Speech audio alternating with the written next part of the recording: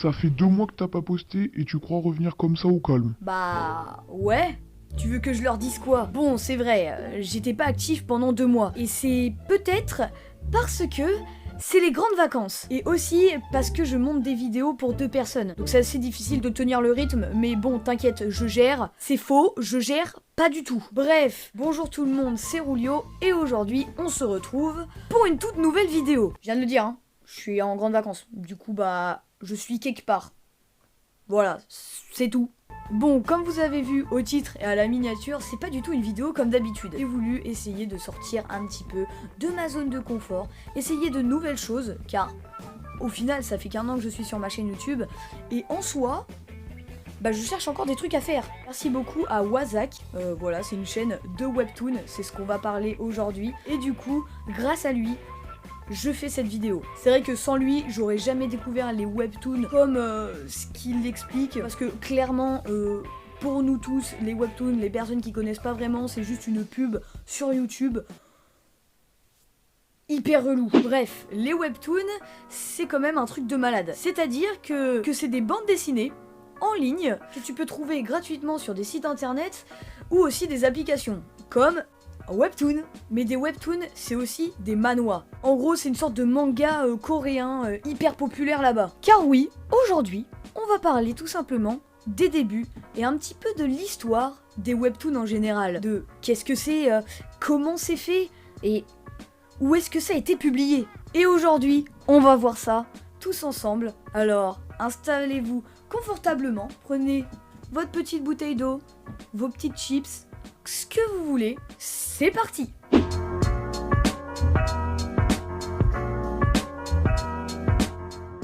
Bon, comme je l'ai dit, des webtoons, c'est des bandes dessinées qui sont publiées sur le net. Oui, je dis encore ce mot, le net. Mais au début, c'était surtout en Corée, parce que de base, les manhwas, bah c'est coréen en fait. Et il y avait plusieurs sites web qui regroupaient des webtoons. Il y avait aussi Dome, et surtout il y avait Naver, le créateur de l'application Webtoon. Et tout ça, c'était entre 2003 et 2004. Vous imaginez ? J'étais même pas née. Dites-vous que la plupart des personnes qui vont regarder cette vidéo n'étaient même pas nées au moment où ça a été créé. C'est quand même que c'est un petit peu vieux. Mais pas trop, parce que je sais qu'il y a des adultes qui vont regarder et après ils vont se sentir vieux et tout, et après ils vont partir en dépression. Partez pas en dépression s'il vous plaît. Non mais s'il vous plaît, c'est pas ce que je voulais dire. En Corée du Sud, 1/4 des ventes de bandes dessinées sont des manhwas, donc des webtoons. Imaginez, il y avait plus de 3 millions d'utilisateurs qui ont payé pour pouvoir lire des manhwas, et 10 millions qui gratuitement sont allés sur le site de Webtoon. Vous imaginez le truc de dingue. 3 millions ont payé, mais 10 millions sont allés gratuitement sur le net. Au début, les webtoons, c'était des mangas normal que les gens ont pris en photo, scanné et ont mis tout simplement sur internet. Au début, c'était coréen, japonais, enfin bref, toutes les langues de là-bas. Et tout était condensé dans une seule page Google. Imaginez même pas à l'époque avec les vieux PC comment ils ont dû faire pour rafraîchir toute la page, parce que imaginez un manga, c'est quand même un truc énorme comme ça. Prenons ce manga par exemple, sur une seule page Google, il y avait tout ça.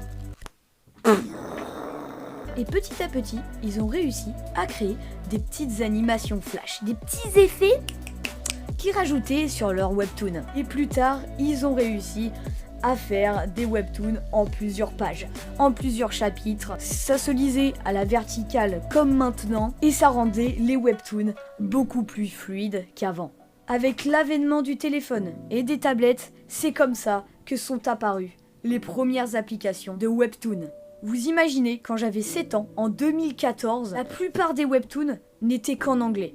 Et c'était même pas officiel, c'était traduit par des fans. En juillet 2014, la filiale Naver ont commencé à traduire en anglais pratiquement tous leurs webtoons sur leur site et applications. Tout ça, c'est un truc de malade. Merci Wikipédia, tu m'as appris tellement de trucs. Dis-toi que je suis allée sur YouTube, je voulais absolument savoir comment les webtoons étaient faits. Et autant te dire qu'avec toute la pub qu'ils font, forcément qu'ils allaient l'expliquer. Et j'ai trouvé aucune vidéo. Du coup, je me suis dit, mais mec, mais fais-le, vas-y mec, fais-le. Du coup, je vous partage ça. Les liens des informations sont dans la description, évidemment. Lâche ton petit pouce bleu si ça t'a plu. Vraiment, si ça t'a plu, lâche ton pouce bleu. Dis-moi dans les commentaires si tu veux que je parle, par exemple, d'un webtoon en particulier.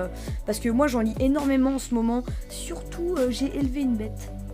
Oui, je lis un webtoon de romance, oui c'est bon. Me jugez pas là, c'est bon, vous arrêtez là, oh. C'est peut-être pas la vidéo que vous attendez, mais moi c'est la vidéo que j'ai adoré faire. C'est vrai que ça fait longtemps que j'ai pas posté, donc une petite vidéo pour revenir, ça fait extrêmement plaisir. N'hésite pas à t'abonner, à mettre la petite cloche de notification. Merci à Wazak, sans lui j'aurais jamais découvert les webtoons. Petite promo, hein, je mets sa chaîne en description. Et puis sur ce, c'était Rulio, on se retrouve dans une prochaine vidéo.